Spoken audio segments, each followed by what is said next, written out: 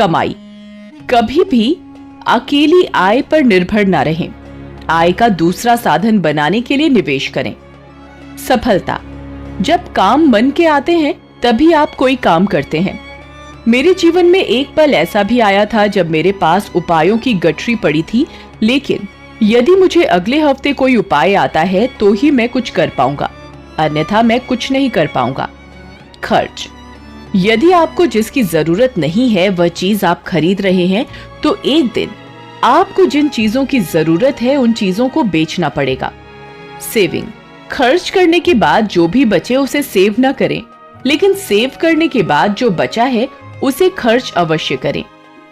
जोखिम, कभी भी नदी की गहराई को 2 पैरों से नहीं नापना चाहिए।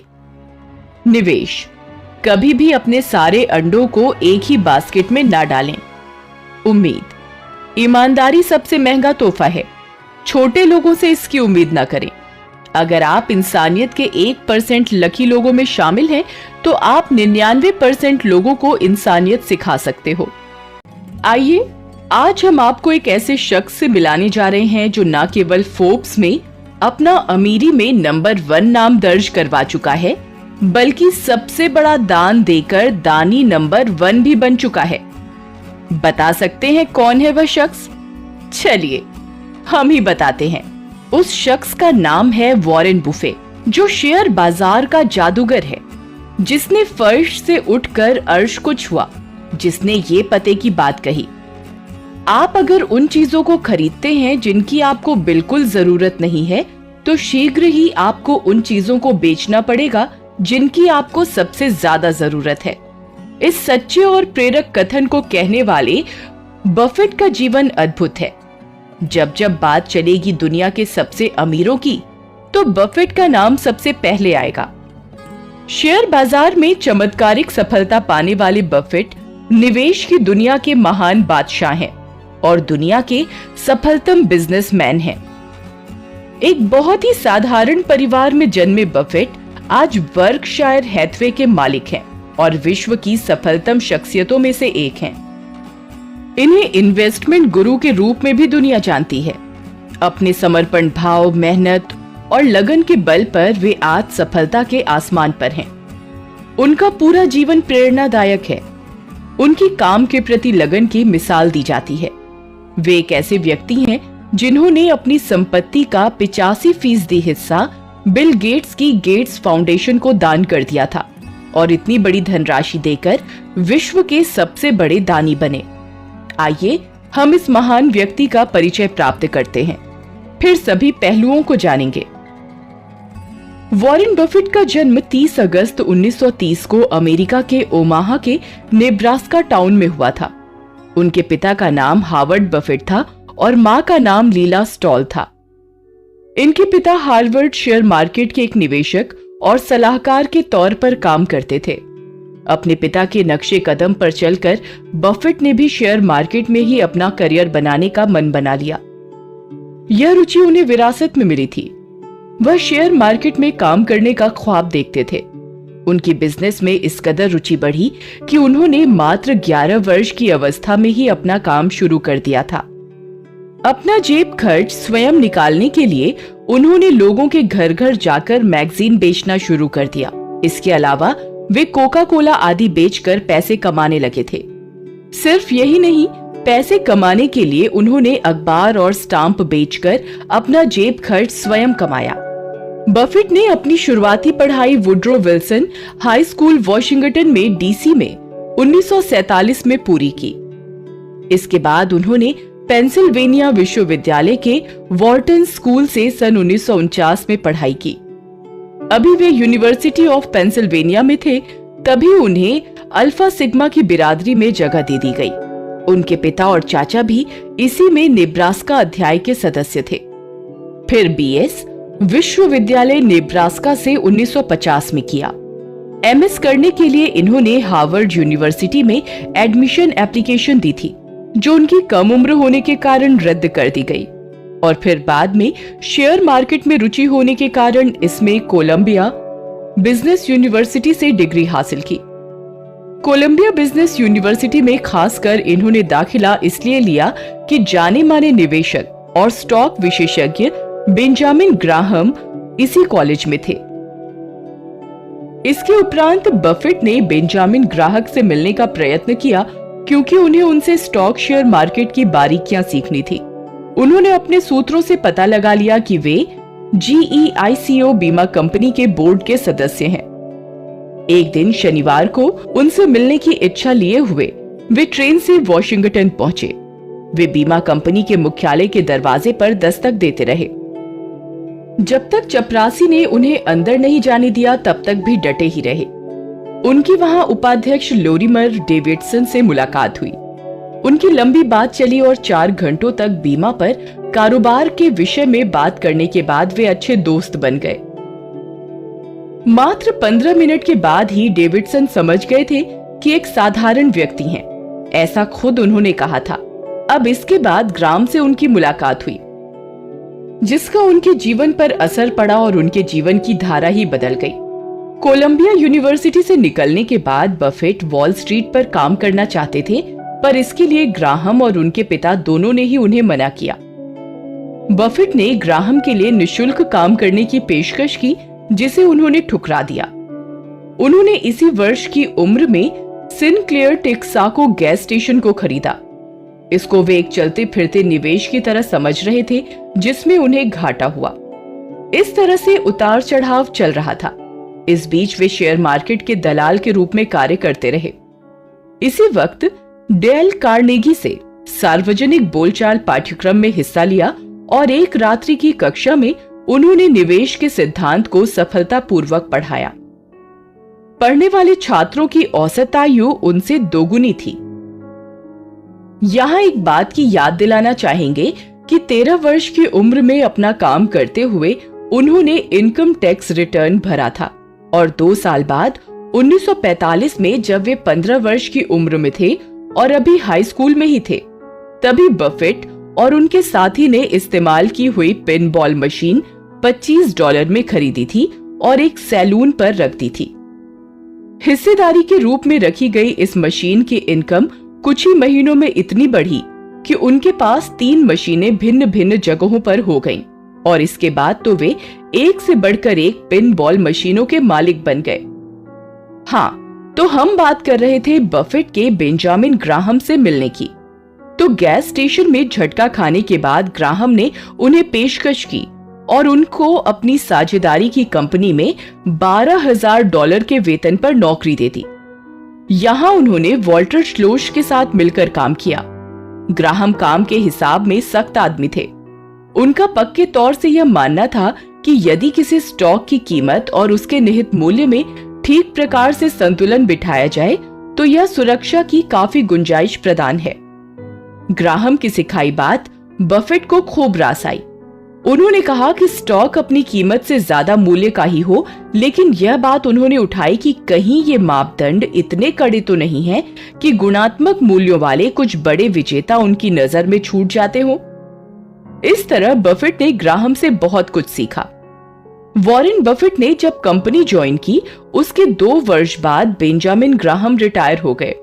उन्होंने अपनी साझेदारी को खत्म कर दिया। यह सन 1956 की बात है। इस समय वे 26 वर्ष के हो चुके थे। इनकी निजी बचत $1,40,000 से भी ज्यादा हो चुकी थी। बफेट ओमाहा में स्थित अपने घर लौट आए और उन्होंने बफेट पार्टनरशिप लिमिटेड के नाम से निवेश की साझेदारी की फर्म बनाई। इस फर्म में बफेट की 3 साझेदारियां पूरे वर्ष तक चलती रही थीं। अब बफेट की पूंजी $1,40,000 से बढ़कर बहुत ज्यादा हो गई थी। उन्होंने $31,500 में 5 बेडरूम वाला प्लास्टर किया हुआ एक घर फरनाम स्ट्रीट पर खरीदा। 2 वर्ष बीतते ही 1959 में बफेट की 6 साझेदारियां पूरे वर्ष से चल रही थीं और बफेट की मुलाकात चार्ली मुंगेर से हुई। साल दर साल बफेट की साझेदारियां बढ़ रही थीं। 30 साल की उम्र तक आते आते बफेट की 7 साझेदारियां पूरे वर्ष से चल रही थीं। ये साझेदारियां थीं the bucket fund, Buffett associate, दासी एमडी, ग्लेनोफ, मोबुफ और अंडरवुड। बफेट की सोशल कॉन्ट्रैक्ट की समझ बहुत अच्छी थी। उनका एक साझेदार डॉक्टर था। उन्होंने उस डॉक्टर से 10 ऐसे डॉक्टर और लाने को कहा जो उनकी साझेदारी में $1000 का निवेश करने को इच्छुक हों। डॉक्टर ने काम ये कर दिखाया और 11 डॉक्टर निवेश के लिए तैयार हो गए। अगले ही वर्ष 1961 में बफेट की सैनबोर्न मैप कंपनी में 35% से ज्यादा एसेट्स की भागीदारी थी। सैनबोर्न $45 प्रति शेयर बिक रही थी, जबकि उसके निवेश का मूल्य था $65 प्रति शेयर। इसका अर्थ हुआ कि खरीदार सैनबोर्न की कीमत प्रति शेयर $20 कम आंक रहे थे और वो $1 के 70 सेंट से अधिक देने को तैयार नहीं थे, एक ऐसे निवेश के लिए जिसमें नक्शे आदि का कारोबार करने वाली कंपनियां हों। बफेट ने खुलासा किया कि उन्हें सैनबोर्न के बोर्ड में स्थान मिल गया। 1962 में बफेट करोड़पति बन चुके थे। उनकी साझेदारियों में $71,78,500 से अधिक थे और उसमें $10,25,000 बफेट के थे। अब बफेट ने अपनी सारी साझेदारियों को मिलाकर एक साझेदारी बना दी। बफेट ने कदम और बढ़ाया। बफेट ने एक वस्त्र निर्माण करने वाली कंपनी खोजी और बर्कशायर हैथवे की साझेदारियों ने उस कंपनी के शेयरों को 7.6 के भाव पर खरीदना शुरू किया। जब बफेट की साझेदारियों ने बेहद आक्रामकता के साथ बर्कशायर के शेयरों को खरीदना शुरू किया तो उन्हें $14.16 प्रति शेयर का भाव देना पड़ा, जबकि कंपनी की कार्यशील पूंजी का भाव $19 प्रति शेयर बैठता था और इसमें अभी अचल संपत्ति को शामिल नहीं किया गया था। बर्कशायर हैथवे कंपनी अब डूबने की कगार पर थी। बफेट ने बोर्ड की बैठक की और बर्कशायर हैथवे कंपनी की कमान अपने हाथों में ले ली। अब कंपनी को चलाने के लिए एक नए अध्यक्ष की घोषणा की। 1966 को उन्होंने साझेदारी में नई पूंजी का निवेश लेना बंद कर दिया और बफेट ने किसी निजी व्यवसाय में अपने प्रथम निवेश की घोषणा की और वह निजी व्यवसाय था बाल्टीमोर का एक निजी स्वामित्व वाला डिपार्टमेंटल स्टोर। वर्ष 1967 था। बर्कशायर ने 10 सेंट के अपने पहले और एकमात्र लाभांश का भुगतान किया। सफलता के शिखर पर चढ़ते बफेट ने अब अपनी साझेदारी खत्म कर संपत्ति अपने साझेदारों को हस्तांतरित कर दी। संपत्ति में बर्कशायर हैथवे के शेयर भी शामिल थे। अपनी समझदारी और कार्य करने के अद्भुत कौशल से बफेट ने कंपनी को कामयाबी के नए मुकाम पर लाकर खड़ा किया। 1970 में बफेट 40 वर्ष के थे। उन्होंने बर्कशायर हैथवे के सभापति की हैसियत से अपने जग प्रसिद्ध पत्रों को लिखने की शुरुआत की। 1973 में बर्कशायर ने वॉशिंगटन पोस्ट कंपनी के शेयरों की खरीदारी शुरू की। बफेट ने एक कदम मित्रता की ओर बढ़ाते हुए कैथरीन ग्राहम से मित्रता कर ली। Katharine Graham Washington Post company को और उसके प्रमुख समाचार को नियंत्रित करती थी। मित्रता घनिष्ठ हो गई थी। फलस्वरूप बफेट कंपनी के निदेशकों के बोर्ड के सदस्य बन गए। जीवन जब सफलता के चरमोत्कर्ष पर होता है तो मुसीबतें भी कम नहीं होती। एसईसी ने वॉरेन बफेट और बर्कशायर द्वारा उनके एक विलय की औपचारिक जांच शुरू की। बर्कशायर ने परोक्ष रूप से बफेलो इवनिंग न्यूज को $325 लाख में खरीद लिया। बफेट पर विश्वासघात के आरोप लगाए गए। 1979 में बर्कशायर एबीसी के शेयर खरीदने लगा था, जब शेयर का भाव $290 था। बफेट की जमा पूंजी $14 करोड़ थी, हालांकि वह केवल 50,000 प्रतिवर्ष के अपने वेतन पर रहते थे। बर्कशायर में नए वर्ष की शुरुआत $775 प्रति शेयर से की और अंत में $1310 पर बफेट की जमा पूंजी 62 करोड़ पर पहुंच गई। फोर्ब्स 400 में पहली बार उनका नाम आया। बफेट ने कोका कोला कंपनी के स्टॉक खरीदने शुरू किए और धीरे धीरे कंपनी की 7% हिस्सेदारी $1.02 अरब में खरीद ली।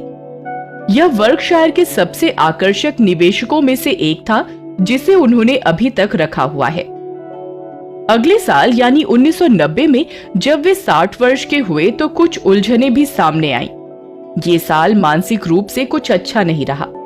ग्रीनबर्ग और गुडफ्रूथ से संबंधित घोटाले सामने आए। 1999 को कार्सन ग्रुप ने एक सर्वेक्षण किया जिसके अनुसार बफेट 20वीं शताब्दी के शीर्षस्थ पूंजी प्रबंधक थे। वर्ष 2002 में उनका मुनाफा $2 अरब से भी ज्यादा का हो गया था। वर्ष 2006 में बफेट ने घोषणा की कि वह धीरे धीरे वर्कशायर में अपनी हिस्सेदारी का 85% 5 संस्थाओं को शेयरों के वार्षिक तोहफों के रूप में जुलाई 2006 से देना शुरू करेंगे। सबसे बड़ा योगदान बिल गेट्स और मेलिंडा गेट्स फाउंडेशन को जाएगा। बफेट ने अपने शेयर धारकों को एक पत्र में घोषणा की कि वे एक युवा उत्तराधिकारी या शायद उत्तराधिकारियों की तलाश में हैं, जो उनके निवेश के व्यवसाय को चला सकें। बफेट ने इसके पहले इस भूमिका के लिए लू सिम्पसन को चुना था, जो कि GEICO में निवेश आदि का कार्य देखते हैं। हालांकि सिम्पसन उनसे मात्र 6 वर्ष छोटे हैं। 2008 में वे अब 77 वर्ष की उम्र के थे। यह वर्ष उनके लिए बहुत सुखद रहा। फोर्ब्स के अनुसार बिल गेट्स दुनिया के सबसे बड़े अमीर थे, जिनके पास ये उपाधि लगातार 13 वर्षों से थी। इस साल उन्हें पीछे छोड़ते हुए अब बफेट दुनिया के सबसे अमीर व्यक्ति बन गए। दुनिया का सबसे बड़ा दान, अपनी संपत्ति का 85% तो वो पहले ही कर चुके थे। इस तरह से बफेट दुनिया के दानी नंबर 1 और अमीर नंबर 1 हो गए। यह तो रहा सफर उनके व्यावसायिक जीवन का। अब हम उनके निजी जीवन की ओर चलते हैं। सन 1952 में जब बफेट 22 वर्ष के थे, तभी उन्हें सुसान थॉम्पसन नामक लड़की से प्यार हो गया था। उससे उन्होंने शादी कर ली। 23 वर्ष की उम्र में सन 1953 में बफेट के पहले बच्चे सुसी हावर्ड का जन्म हुआ और 2 वर्ष पश्चात दूसरे बच्चे का जन्म हुआ, जिसका नाम हॉवर्ड बफेट था। क्रम से 2 वर्ष के उपरांत तीसरे बच्चे का जन्म हुआ, जिसका नाम पीटर बफेट था। उनकी पुत्री सुसी ओमाहा में रहती है और अपनी सुसान बफेट संस्था के द्वारा धर्मार्थ कार्य करती हैं। वे गर्ल्स INC की राष्ट्रीय बोर्ड सदस्य हैं। 1977 में बफेट और उनकी पत्नी सुसान अलग हो गए। वर्ष 2004 में जब वे 73 वर्ष की उम्र के थे, उनकी पत्नी सुसान का निधन हो गया। उनके अपनी पत्नी से अलग हो जाने के बाद उनकी पत्नी के 1977 में सैन फ्रांसिस्को चले जाने के बाद वे अपनी दोस्त एस्ट्रिड मैक्स के साथ रह रहे थे। वर्ष 2006 में वॉरेन बफेट ने अपनी 76वीं वर्षगांठ पर अपने दोस्त 60 वर्षीय एस्ट्रिड मैक्स से शादी कर ली। एस्ट्रिड मैक्स सुसान की दोस्त थी और गौरतलब बात यह है कि सुसान ने ही एस्ट्रिड मैक्स की मुलाकात बफेट से करवाई थी। ओमाहा में संगीत में अपना भविष्य बनाने के लिए जाने से पहले वो तीनों काफी करीब थे। दोस्तों को छुट्टी के लिए भेजे गए निमंत्रण पर लिखा होता था वॉरेन, सुसी और एस्ट्रिड। रोजर लोविनस्टीन की किताब Buffett the making of an American capitalist के अनुसार सुसान बफेट ने अपनी मौत से पहले संक्षेप में इस रिश्ते के बारे में चार्ली रोज शो में एक साक्षात्कार में बताया था। यह बफेट की निजी जिंदगी की एक दुर्लभ झलक थी। वे ब्रिज के काफी उत्सुक खिलाड़ी हैं और वे बताते हैं कि हफ्ते में 12 घंटे इस खेल को खेलने में बिताते हैं। वे अक्सर बिल गेट्स और पॉल एलन के साथ खेलते हैं। 2006 में बफेट कप के लिए उन्होंने ब्रिज के एक मैच का आयोजन किया था। इस आयोजन को गोल्फ के राइडर कप की तर्ज पर आयोजित किया गया था और इसका आयोजन भी ठीक उसके पहले और उसी शहर में होता था। अमेरिका के ब्रिज के 12 खिलाड़ियों की टीम यूरोप के 12 खिलाड़ियों से भिड़ती है। 2006 में उन्होंने अपनी 2001 में खरीदी हुई लिंकन टाउन कार को ईबे पर नीलाम कर दिया। यह उन्होंने गर्ल्स इंक के लिए पैसे जुटाने के लिए किया। बफेट का जीवन बहुत सादा है।